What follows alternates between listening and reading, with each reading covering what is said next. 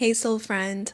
Welcome back to monsoon season. If you are feeling stuck, this is the one thing you need to do in order to get out of the stuckness and start to really feel momentum in your life. And I know this because I've been feeling it so much lately. I am not scripting this episode. I did not write an outline. I am just sharing this transmission from a real and authentic and vulnerable place. And I know this message is so, so important for you right now. So grab a chai, grab a matcha, grab a drink, sit down and get cozy, and let's get into this episode.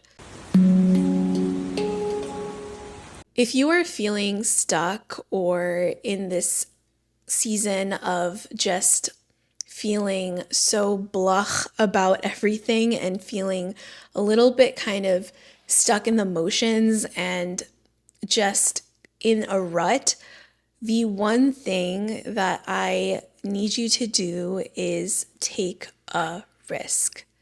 Take a risk. I guarantee that doing that one thing that scares you this season is going to help be that spark and that thing that ignites into a bonfire. I know this from personal experience because lately I've just been feeling like my creative practice has hit a plateau and I have gotten the consistency down and I'm just kind of like going through the lists and throughout the week, just like, okay, Monday I need to do this, and Tuesday I'm going to work on these 5 things, and then Wednesday I'll work on this, and then Thursday I'll write the newsletter, and then Friday I'll record. And it just, when we do that, I don't know about you, maybe this is just a personal thing, but when we do that, we get so easily stuck in a rut because we are not programmed to run like machines day in and day out. And that's not true creative freedom. What I really needed more than anything was to do something that scares me, to do something that makes me clench my butt cheeks. And I want you to do the thing that makes you clench your butt cheeks, because that is the sauce. That is the thing that makes us feel alive. And aliveness is this magical medicine that supercharges our creativity, our ideas, our divine connection to our intuition. So I'll use myself as an example and give maybe a few more examples of this. So I have been kind of in this rut lately, and I have had this thing on my to-do list for months now, and it was to invite 3 brand new guests to come onto monsoon season and basically invite 3 people that I had no immediate network or connection to. So basically reaching out to 3 potential guests that were cold connections and pitch why they should come on the show and why it would be mutually beneficial to the both of us. I have been sitting on this ship for months and just constantly rolling it over to the next week and rolling it over and feeling a sense of accomplishment because I am still doing like the day-to-day things and the week-to-week things that I've promised to do, like get the newsletter out on Fridays and doing meditations and creating the podcast and putting episodes out.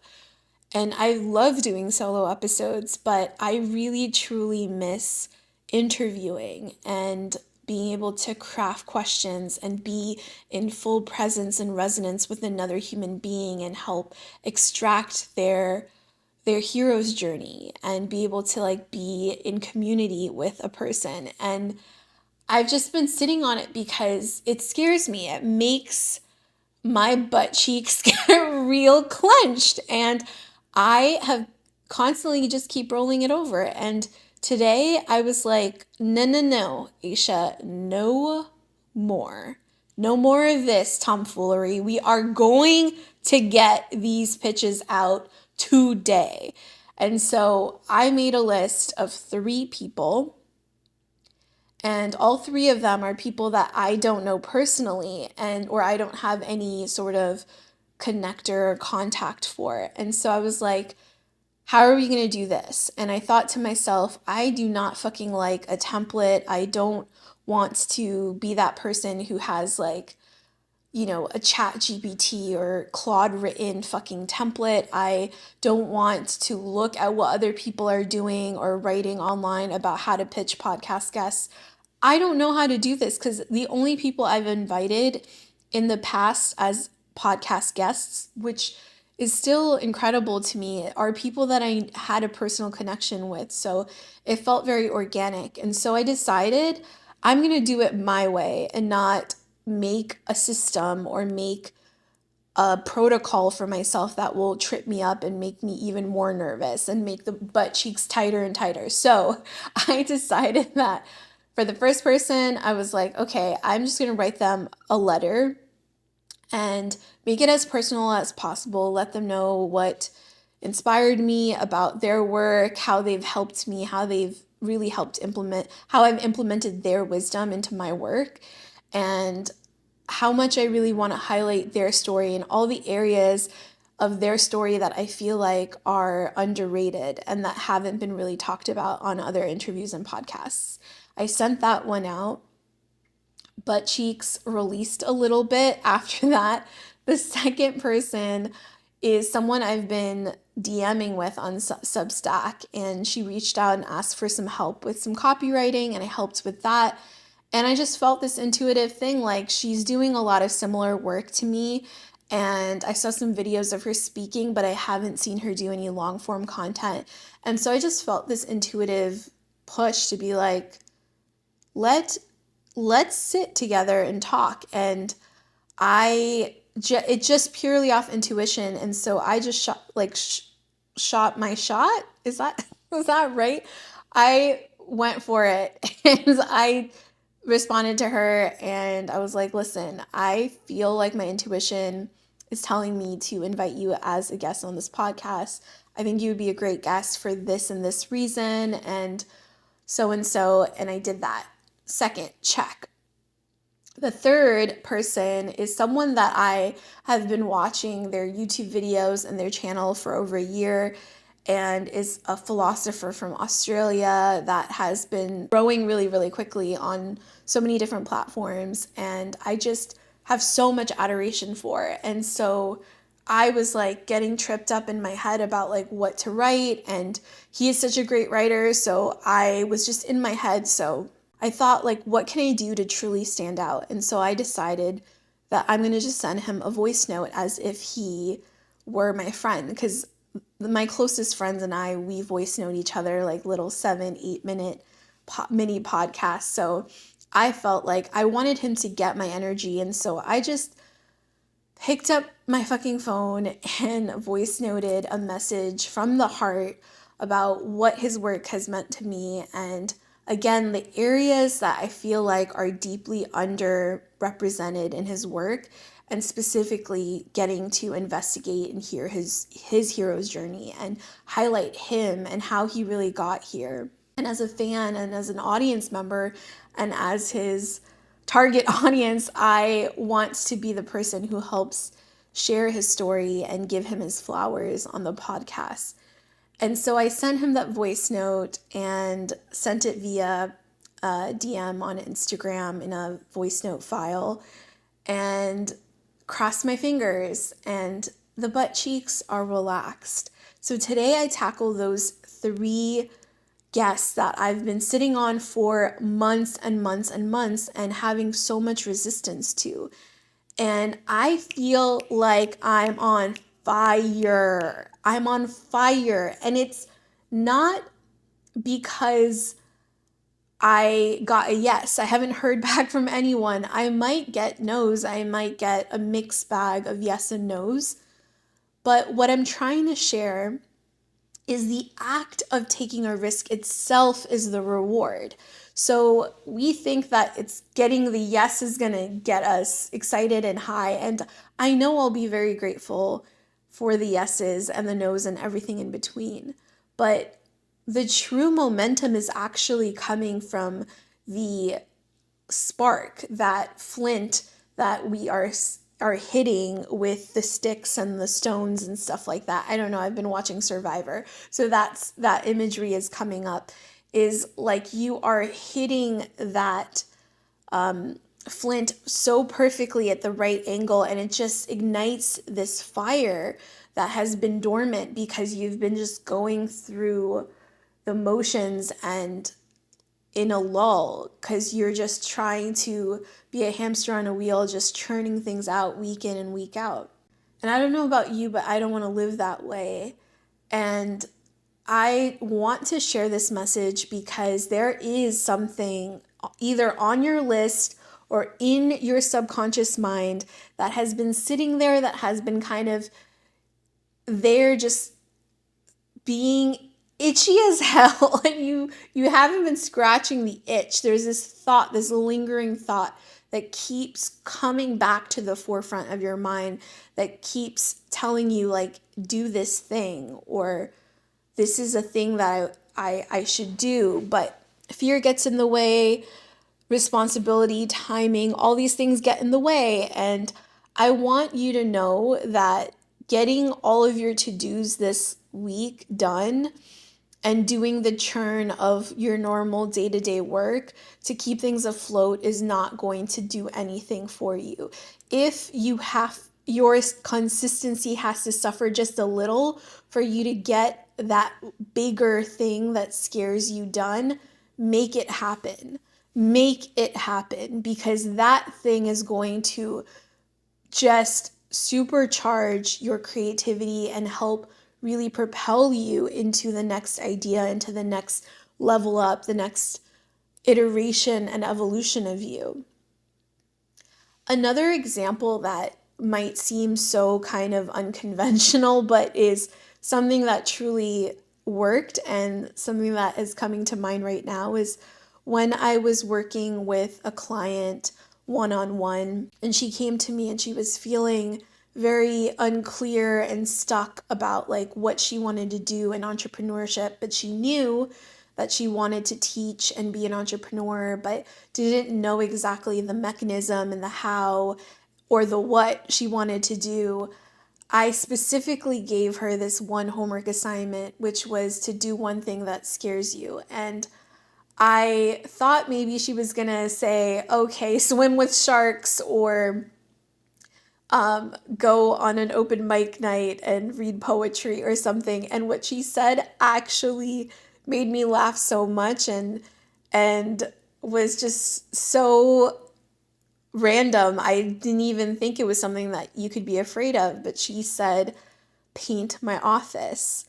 And I was like, huh, why is that something that scares you? And she specifically shared that, like, I've been sitting on this for 2 years, and every single day I sit in my office and I look at these walls and I think, God, I wish I painted these walls. And it's just something that has been festering and festering and festering.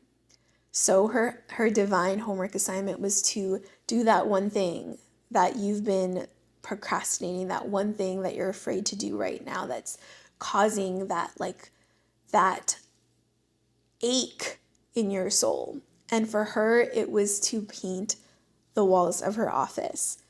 And it might not seem like it's directly connected to creative business or entrepreneurship, but everything we do is spiritual. Everything. Everything we do is spiritual. Everything we do is spiritual. Everything we do is connected. How we do one thing is how we do everything. And when she finished painting her office, I kid you not, it was like the spark that started the fire. And then we started working on her business, and she had so much more space in her mind. Once that lingering thought was taken care of, was checked off, the momentum started to grow. She had the spaciousness in her mind to be able to tackle the things in front of her, to be able to create an offer and try and test and experiment different things. And she tried this and she liked certain things and didn't like certain things and then adjusted and then tried something else and kept tweaking. But like it all sparked from her painting her office that she had been procrastinating for years. So I really want to share these stories, not to brag or brag a little bit, right? About, I mean, I feel so fucking high and like naturally high from taking these bold risks today, but it's not to brag. I'm sharing them from this deep feeling inside of me that we are not meant to live as humans to be productive, to be optimized, to be a list of things to get done. We are here to experience wonder, enjoyment, discomfort, and awe in this lifetime. And so the thing that you are scared to do, the thing that makes the cheeks clench, the buttocks clench, that is the thing that I want you to do this week. That is the thing I want you to do this month. Please, please take the risk. Shoot your shot. Go for it. You literally have nothing to lose. Nothing to lose. It does not matter if I get 3 no's from those 3 podcast invitations. What it has done for me, just the momentum it's given me internally, is the prize, is enough. The momentum that my client had from painting her room and then starting to feel excited about being in that space, starting to feel relief from her mind space, being able to feel settled. Everything starts with that risk that we take, doing that one thing that we're avoiding. Please do that one thing. And if you need help, comment what that thing is, and I will help you through it. I will talk you through it. We can figure out little steps or whatever it is. But trust me, that feeling of discomfort, don't mistake it as something to avoid. The discomfort and the uncomfiness is the thing that makes us feel alive and makes us feel satiated and makes us feel like we are doing what scares us and living on the edge. And everyone's edge is different. But when we step onto that edge and we decide to go and jump off the cliff, even when we don't know what the outcome will be, the momentum and the power and the embodiment we feel from that energy will create this domino effect in your life that you won't even be aware of. So stop thinking about, okay, how do I get A, B, and C through Z done this week? Think about what is that one thing you've been avoiding and go for it. Shoot your shot. I know you have it in you. You have the courage in you. Be brave. Be brave. Be brave. Be brave. Your dreams need you to be brave. Go for it. I believe you. And if you need someone to catch you, I'll be right there. You got this.